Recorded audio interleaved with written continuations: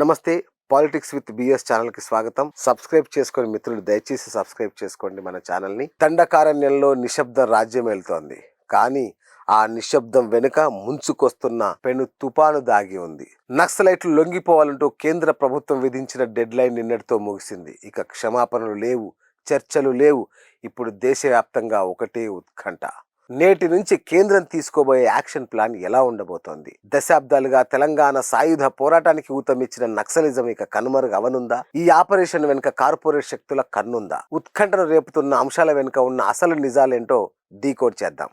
గడువు ముగిసింది. అడవిలో అణువణువు జల్లడ పట్టేందుకు భద్రతా బలగాలు సిద్ధమయ్యాయి. కేంద్ర హోంమంత్రిత్వ శాఖ వ్యూహం చాలా స్పష్టంగా కనిపిస్తోంది. లొంగుబాటుకు ఇచ్చిన సమయం పూర్తవడంతో ఇక ఆపరేషన్ ఆల్అవుట్ తరహాలో దాడులు తీవ్రమయ్యే అవకాశం ఉంది. డ్రోన్లు, శాటిలైట్ ఇమేజెస్, కోబ్రా కమాండోలతో కూంబింగ్ ముమ్మరం కానుంది. అంటే నేటి నుంచి ఎన్కౌంటర్ల పరంపర తప్పదా? కనిపిస్తే కాల్చివేత రేంజ్ లో కేంద్రం యాక్షన్ తీసుకోబోతుందా అన్నదే ఇప్పుడు సంచలనంగా మారింది. ఒకప్పుడు తెలంగాణ పోరాటానికి నక్సలిజానికి విడదీయరాని బంధం ఉండేది. భూస్వామ్య వ్యవస్థపై తిరుగుబాటు దగ్గర నుంచి మలిదశ తెలంగాణ ఉద్యమం వరకు ఆ భావజాలం అణగారిన వర్గాలకు ఒక ఆయుధంగా పనిచేసింది. కానీ రాబోయే రోజుల్లో ఆ ఎర్రజెండా అడవుల్లో పూర్తిగా కనుమరుగయ్యే పరిస్థితి కనిపిస్తోంది.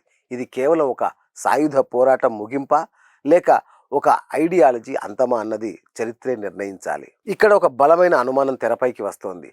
దండకారణ్యం కేవలం చెట్లకు మాత్రమే కాదు, లక్షల కోట్ల విలువైన ఖనిజ సంపదకు కేర్ ఆఫ్ అడ్రస్. ఇప్పుడు నక్సలిజాన్ని ఏరివేయడం వెనుక ఉన్న అసలు ఉద్దేశం ఆ అటవీ సంపదను అదానీ, అంబానీ లాంటి బడా కార్పొరేట్లకు అప్పగించడమేనా? పర్యావరణవేత్తలు, వామపక్ష మేధావులు వేస్తున్న అతిపెద్ద ప్రశ్న ఇదే.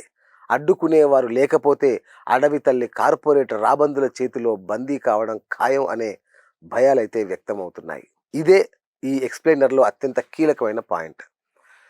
నక్సలిజం పుట్టడానికి కారణం ఏంటి?